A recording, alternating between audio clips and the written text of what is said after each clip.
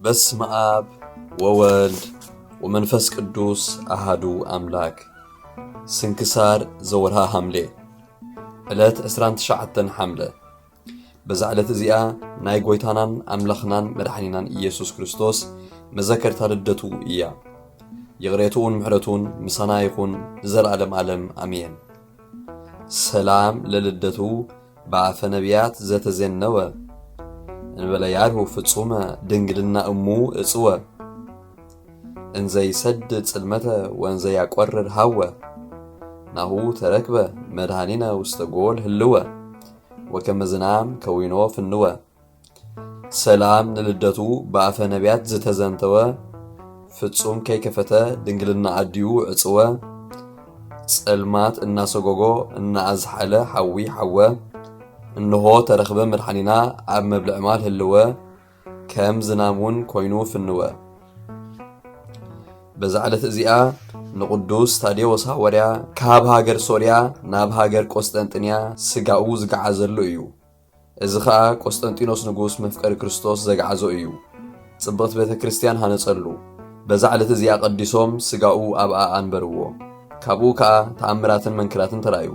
እግዚአብሔር በጸሎቱ ይምሐረና ንዘለዓለም ዓለም አሜን። ሰላም ለፍልሰተ ስጋከ እምን ሃገር ሶርያ ሃገረ ቆስጠንጢኖስ ቆስጠንጥንያ ገባሬ ተአምር ወኃይል ታዴዎስ ሐዋርያ ለኩሉ ዘስጋ እንዘይከውን አርአያ አህጉረ ጸላቴ ረሲ በእሳት ይዓያ። ሰላም ንግንዘተ ስጋኻ ካብ ሃገረ ሶርያ ናብ ሃገረ ቆስጠንጢኖስ ቆስጠንጥንያ ገባሬ ተአምርን ኃይልን ታዴዎስ ሐዋርያ ንኩሉ ስጋ ዝለበሰ ክሳብ ዝኸውን አርአያ ዓድታት ጸላተይ ግብረን በእሳት ይውዓያ። በዛ ዕለት እዚኣ ቅዱስ ወርስኖፋ ሰማዕትነት ተቐበለ። እዚ ቅዱስ እዚ መስተውዓሊ ቅኑዕ ሃይማኖት ሕያዋይን ንጸሎት ጽሙድን ነበረ። ኤጲስቆጶስ ክሾምዎ ደለዩ፣ ንሱ ግና ካብኣቶም ሃደመ። ኣብ ሓንቲ ዓዲ ክልተ ኣሕዋት መፍቀርቲ ክርስቶስ ኣብ ዘለውዋ ጣሕሙን ኣብ እትበሃል በጽሐ። መልአኽ እግዚአብሔር ተገልጸሉ ብጎይታና ኢየሱስ ክርስቶስ ክእመን ምስጋና ንዑ ይኹን ኣኽሊል ሰማዕትነት ክቕበል ኣዘዞ። ካብ ድቃሱ ምስ ተባራበረ ነቶም ኣሕዋት ነገሮም። ኩሎም ተሰማሚዖም ከዓ ናብ ገዛ ይኸዱ። ብጎይታና ኢየሱስ ክርስቶስ ተኣመኑ። ምስጋና ንዑ ይኹን።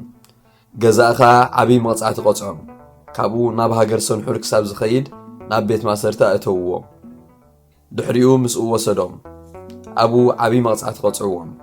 ኣብቲ ግዜ ስቅያቶም መልአኽ እግዚአብሔር ይግለጸሎም፣ የጸናንዖም፣ ይዕግሶም፣ ኣቑሳሎሙን ይሕውየሎም ነበረ።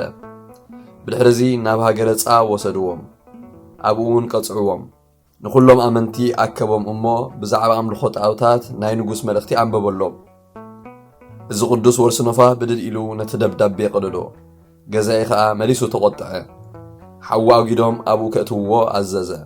ከምቲ ዝኣዘዞ ድማ ገበርዎ። ሰማዕትነቱ ኣብ እቶን እሳት ፈጸመ። ነቶም ምስኡ ዝነበሩ ክልተ ኣሕዋት ከዓ ኣራእሶም ብሰይፊ ቆረጽዎም።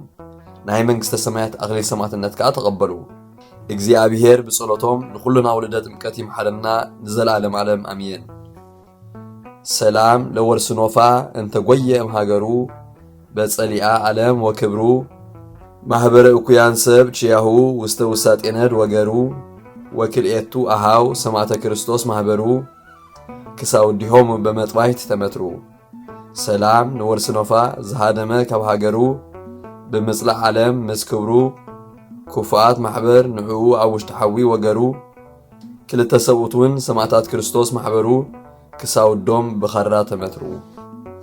ዘቕረብክዎ ማህልየት ኣዘኻኺራ ኣእላፍ ካብቶም ኣዘውቲሮም ዘገልግሉኻ ኩሉ ግዜ ብዘይ ምዕራፍ እንዳኸነብብ ተቐበል ናይ ድኽነተይ መጽሓፍ ዝገበርካ ጎይታ ናይታ መበለት መባእ ውኩፍ ካብ ዘእተዉ ሃብታማት ናይ ሃብቶም ተረፍ።